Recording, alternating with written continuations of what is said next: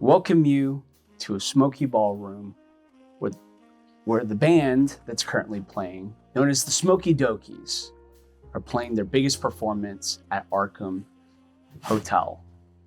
The Grand is very excited to have them there, and as they begin to play their final song for the night, melodic tunes fill the smoke-filled room as people sit gently, enjoying their food and their waters as much as they can. Enjoying the dulcet sounds of Holly, she sings into the silver microphone, as if a siren calling you closer and closer to the rocks. It's at this moment we take ourselves to look at the L-shaped bar, where Mr. Persimore sits. He is the general manager or the main owner of Capitol Records. And as he sits there listening to Holly sing into the microphone, another gentleman, a portly gentleman, steps up behind him, taps him on the shoulder, and as Mr. Persimore turns around and looks at him, he goes, "Ah, Mr. Carter, it's good to see you, sir. Yes, I was really looking forward to this meeting. They told me that the man of Capitol Records was coming to talk to me today. I was hoping that this would be very good news." "Well, I think it would be very good news. Because the thing is that your Smoky Dokies are now going to be a permanent establishment at Capitol Records." And he takes out a piece of paper and hands it over to Mr. Carter, who opens it, reads it for a second, and his face almost goes white, pale, but not out of fear, but more of just pure excitement, happiness.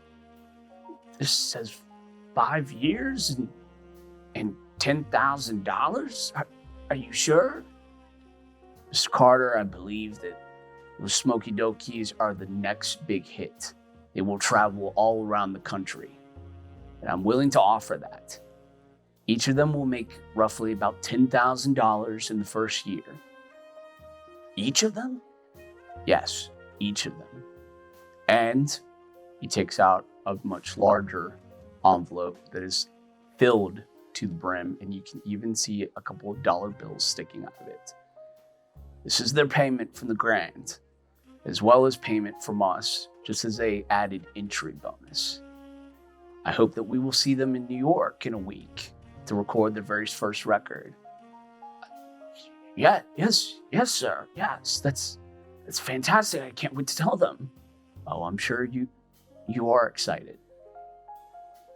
They both shake hands, and the gentlemen finish their waters and their cigars they smoke in celebration. As the Smoky Dokies wrap up the final act, the smoke fills the room, and everything goes to black. Until the next morning.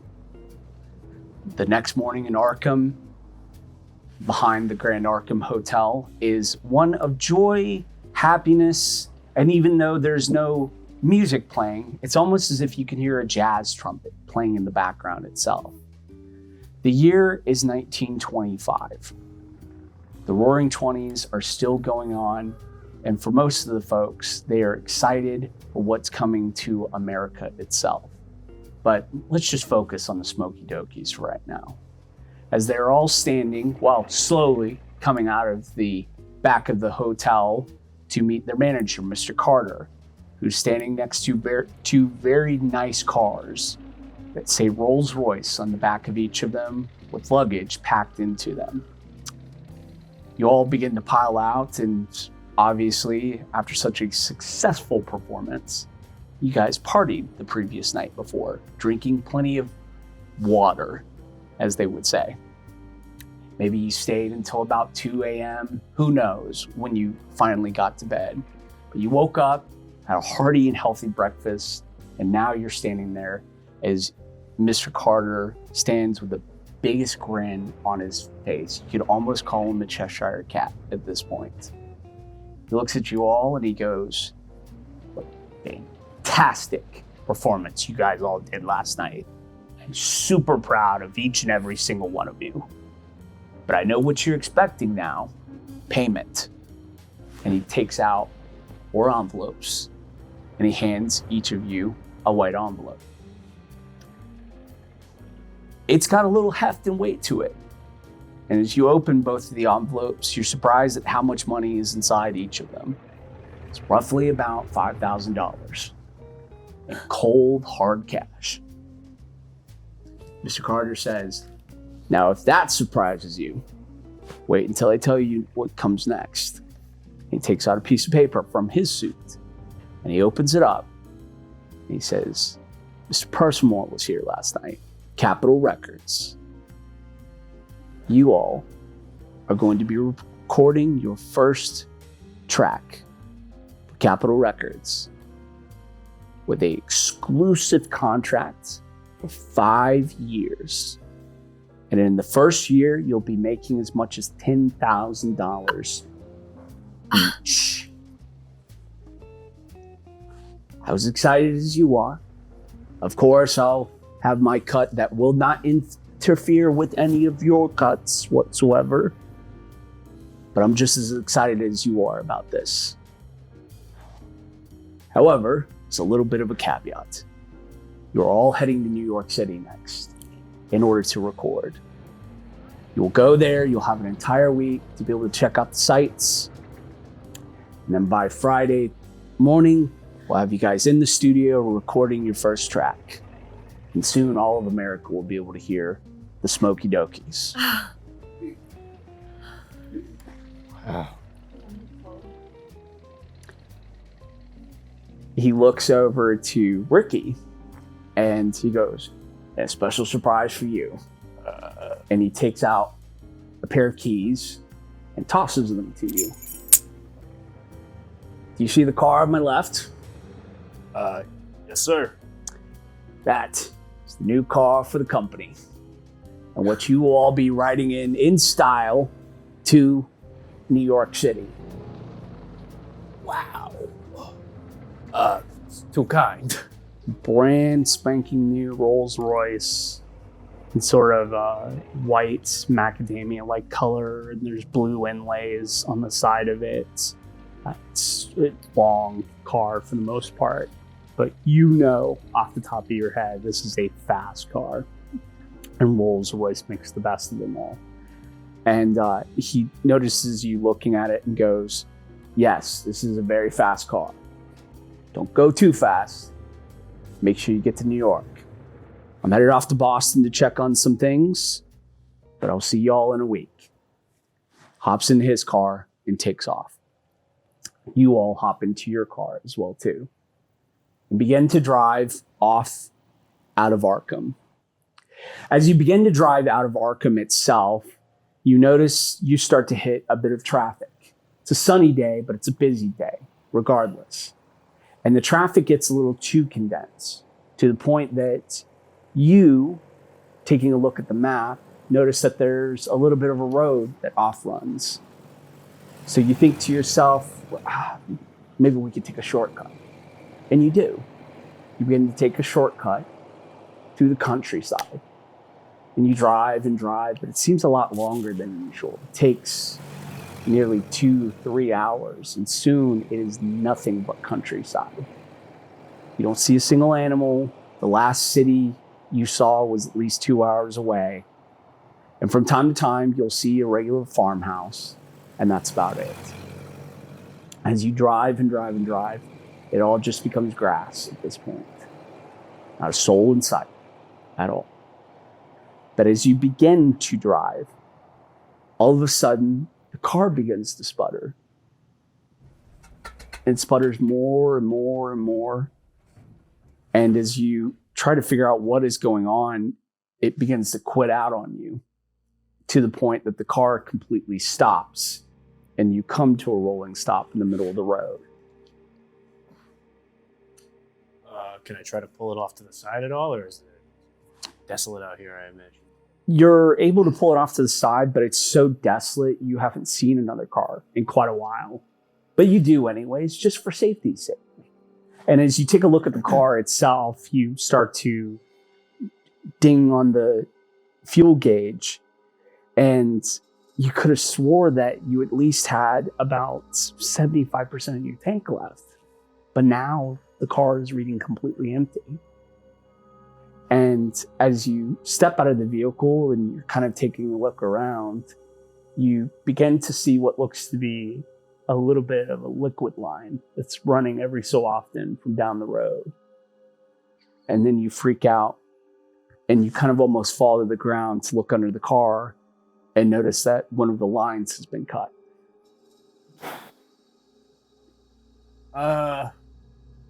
Folks, we got a problem.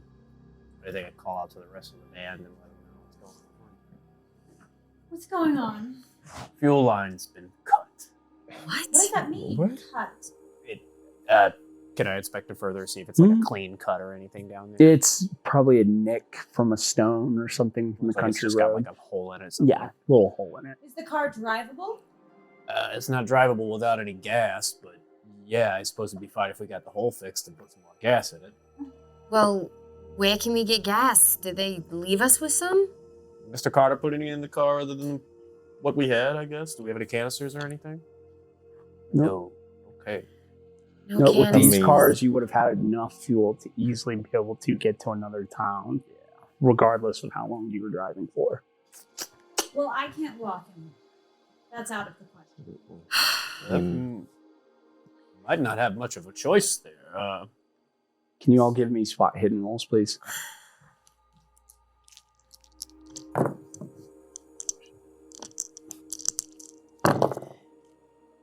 $85 if they fail. Okay. 98, very bad fail. 55, 55. 55. 16. Okay. You all don't see it, but you definitely see it. Off in the distance, you notice what looks to be a very wrought iron gate and a house that sits over by the side of the road. Ah, there's a house right there. One of you can go trot on and ask for help. I don't mind walking, but someone gonna go with me? Or Yeah, well, We're all gonna go, right? I imagine the car's probably fine. Look out onto the expanse of miles of country. You haven't seen anyone in miles. It's perfectly safe if you were to leave it here with your stuff. yeah, might as well just leave it here. All right. Well, one of you is going to have to carry me. All right. Thank you. She's as light as a feather. You pick her up very easily, and she Strength of 6. holds on to it. Can you give me a strength roll really quick, yeah. though? I want to see how well. Let's not do those dice again, actually. That was a rough spot hit. 17? Okay. Yep. Light as a feather. You could practically almost perch her on one of your shoulders if you wanted to. And you begin to make your way up this country road. It's dirt and red clay for the most part. You're tracking some dust and dirt on your shoes. You don't even have to worry about that at all. As you make your way up to the house itself. Now, the house is grand, is an understatement. The property is somewhat huge, and the house is about 2 stories, roughly, from what you can tell. And even from here, you can start to see some light shine off the second floor windows, which look to have almost a rainbow-like pattern, stained glass pattern to them. Even from 50 yards out, you can see this very easily. As you walk up closer and closer to it, you realize very quickly that you're now walking on solid pavement, which clearly this is someone's very rich property. And the fact that it's this well maintained, you notice the lawn is well kept. All of the bushes are perfectly aligned in a sort of circular pattern, which is odd to you when you think about it. But as you begin to make your way up to the house more and more, can we all get spot hidden rolls, please?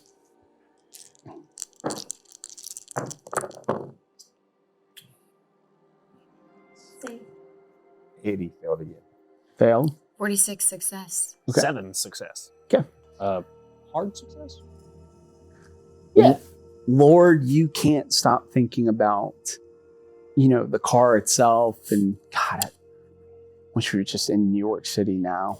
Can't believe we're stuck like this out here. It's ridiculous. But the rest of you all, as you begin to walk up to the house, begin to notice one or two things and a third thing. The first thing you notice is that there's a pit to the right of the house, and it's filled with ash. A lot of ash. And as you begin to see where it's falling from, you notice it's coming out of one of the windows, and you're not sure why. It just floats slowly, and you get the very strong smell of incense from it. Honey, maybe salt. Yeah, you can't quite place it. But then the last thing that you notice is that a face is staring at you directly from the window. Can you all give me sanity rolls, please? Besides Lord. Lord, you didn't notice this, so you're fine. Good God. 53. Passed. 7. Pass. 95. Take 1 point of sanity. Yeah. It freaks you out, but you both, my ladies here, notice that, yes, it's a weird face looking back at you through this front window, but then as you take a look at it more and you're getting closer up to it, you start to notice that it's a marble bust of a man with very well-kempt hair, a full beard that's almost cut perfectly too, and it's all black marble that's staring at you. Ricky, this shocks you because you think that somebody's staring at you through the window, and it freaks you out a little bit. But you all begin to walk up to the front door. What do you want to do? Reckon we should knock. Mm-hmm. Yeah. Yes, 1 second. Hold on. You start to hear the clatter of somebody stepping down from something and the shuffling of feet up to the front door. And the door begins to unlock and it opens. And what you see is a very elderly man, roughly in his early 70s. He's a little bit hunched over, but he's very well kept. His suit is very nice as well. It's black, white type of suit. And you can kind of almost think of him as a butler in a way, is what he looks like to you all. He opens the door and he goes, it's not, we weren't expecting guests until later. Who are you all? How can I help you? Well, we're trying to see if you can maybe help us out. Our car, it broke down, and maybe you have some gas or something that could help us. We're trying to get somewhere. We're trying to get to New York. Looks like we got a hole in our fuel line. Could really use some gas, and if you've got it, a little bit of tape. Yeah, we might have something in the garage out here. Yeah, we definitely do. So, hold on. Let me, ladies, if you'd like, it's a bit chilly outside. Come on in. Come on in. Thank you. Very much. You gentlemen, I'll need you to accompany me because I don't know much about automotives, and I could definitely use your help. Seems reasonable. He leads both of you in, Holly and Florence, into the house itself, and he walks you through what looks to be a little bit of a library, and then he walks you through a dining room into what appears to be a lounge with seats, very ornate. Some of them are covered in blankets or sheets. Whatever. There's a fire roaring, and you begin to see the bus that you recognize from earlier is standing there, but it's looking directly out the window, which is curious in its own way. And he sits both of you down. He goes, Rosemary will be here in a second. She'll get you something to drink. I can tell her on the way. Is tea okay? Oh, yes, please. That'd be I'd great. love a spot of tea. I'll make sure Rosemary knows. Just, Cream and sugar. of course, I'll make sure. Thank you. None for me, thanks. Okay. Just take a seat here. I'm sure Augustus, my master, will be down here in a minute. And he steps out and makes his way through. you start to hear him talk off in the distance as he's walking back through the house, back towards you both. But you hear him even from the lounge. Just, Rosemary, we have 2 guests in the lounge. Tea. One of them wants cream and sugar. It's the hoity-toity one.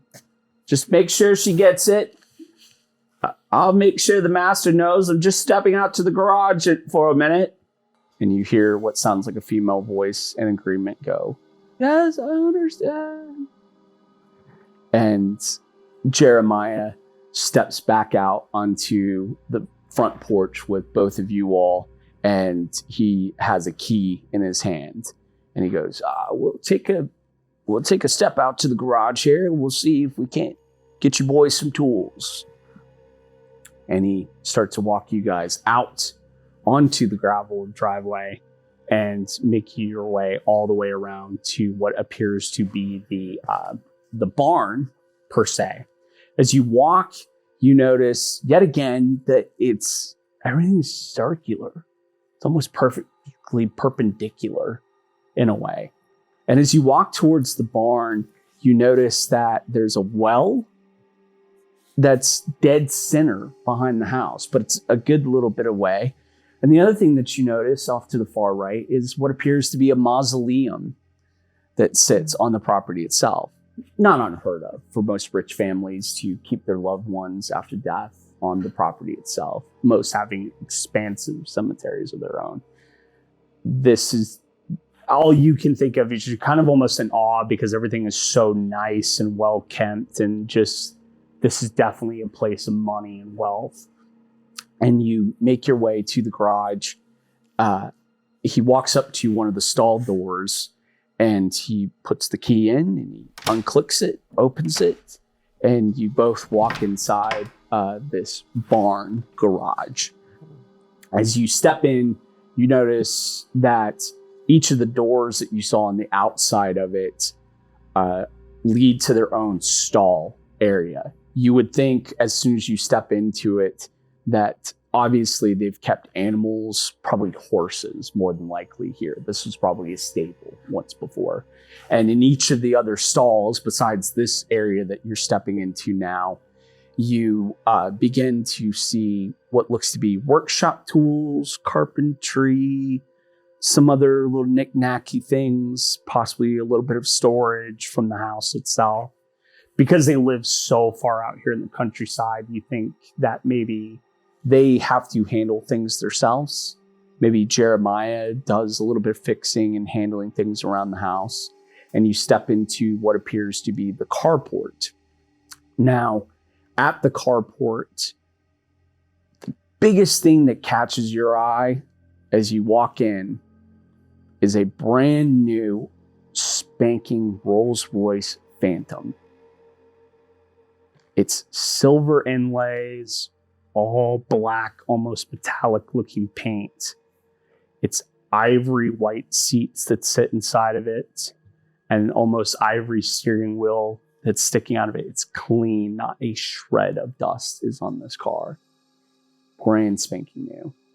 And around it, there's some automotive tools and various things in order to fix your car. You probably maybe even see some tape or automotive tape that you could use to fix the fuel line.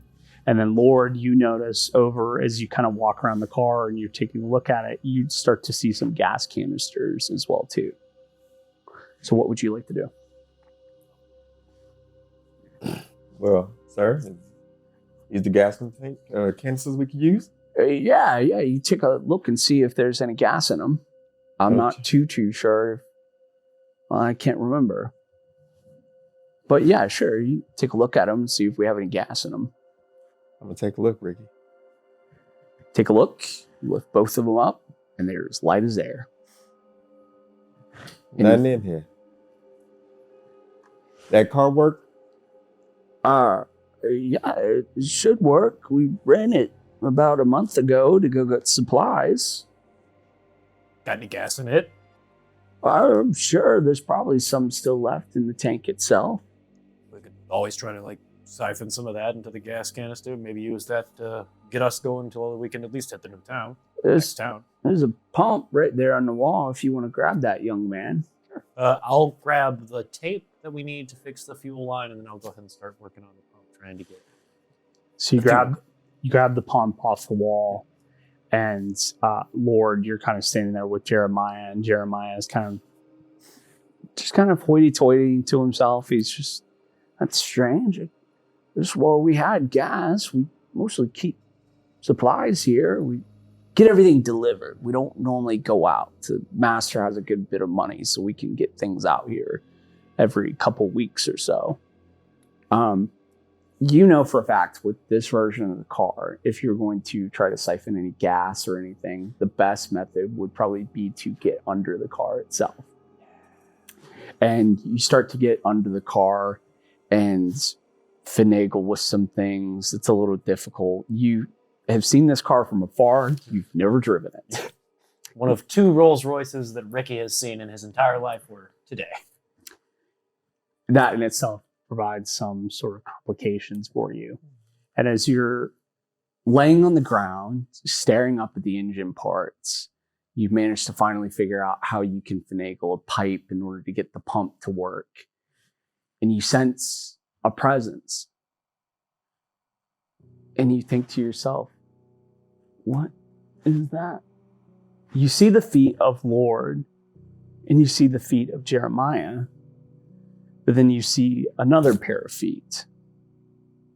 They're shoeless, cold, dead even.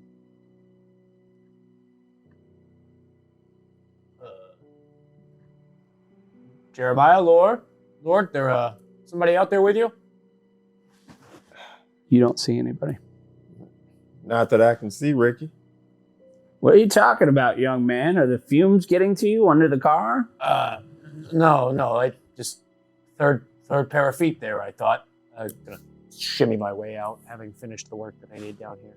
You, even as you shimmy, you kind of look back to see if you still see the feet, and they're gone. Can you take 1 point of sanity damage from me, please? Sure can. As you start to see him shuffle into the car and begin to move, Jeremiah sits there and he almost has an epiphany. And he goes, you know what? There might be some gas canisters in the back here. You wait right here and I'll go take a look. I'll just walk through the doorway back there. And there's a doorway there that leads probably further into the barn. It's a little bit bigger than that. And as he begins to make his way that way, you're still trying to get out from underneath the car.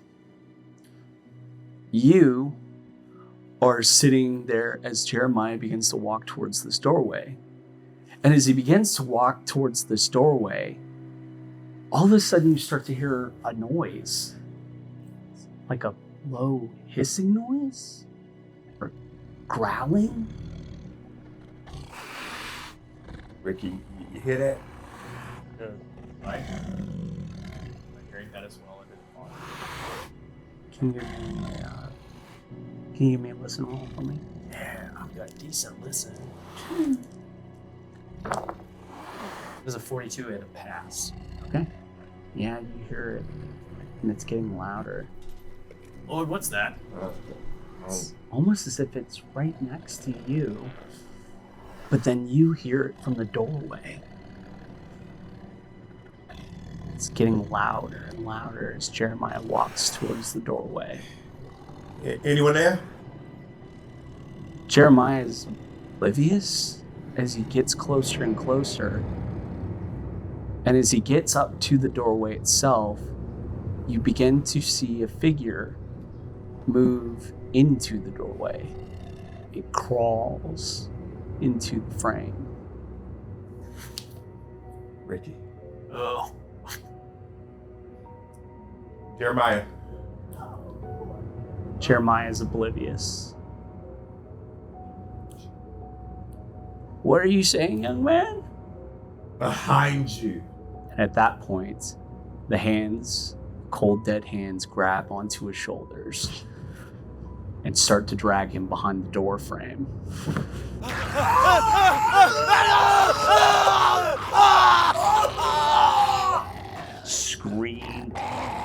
teeth begin to gnash, flesh sound like they're being torn from bone begin to happen, and that's all you hear from around the doorway. You run up to it in a panic, trying to save the old man. Nothing is there. No blood, no dead body, no drag marks, not even this creature that you saw. Wait a minute. You had caught the tail end of this. Just scrambling out from underneath the phantom. What was that? Can you both give me sanity rolls, please? 31. Okay. Jesus Christ, 98. Bad fail. Ooh. So you pass, but you failed. You're still going to lose 1 point of sanity for me, please. Ooh. Oh, dear, Okay. dear Ricky. Poor Ricky. Here, lose 3 points. 5. Oh, is that going to knock you down to 5? Yeah, let's be down to 35. That's beautiful. Can you do a knowledge roll for me, please? Oh no. So one of the things, Different dice. Different dice. one of the things in Call of Cthulhu is that when you see spooky and terrifying things, you have to be able to comprehend it in your head. The thing is you better not have a very intelligent character, because if you succeed on your knowledge roll, you will comprehend what you've seen, and I will start a temporary bout of sanity. Oh no. But if you fail, 84. I have a knowledge of 49. you will repress it and keep it to yourself. You see Ricky takes out a flask from his jacket pocket of water and just starts chugging it. You both stand there at what was the sight of a man who obviously was attacked by something. A person? Something of, well, not human as far as you know. And as you both stand there, you start to hear the garage door the handle begins to jiggle. And you hear a key go into it. And you hear the lock slide. And the door slowly opens.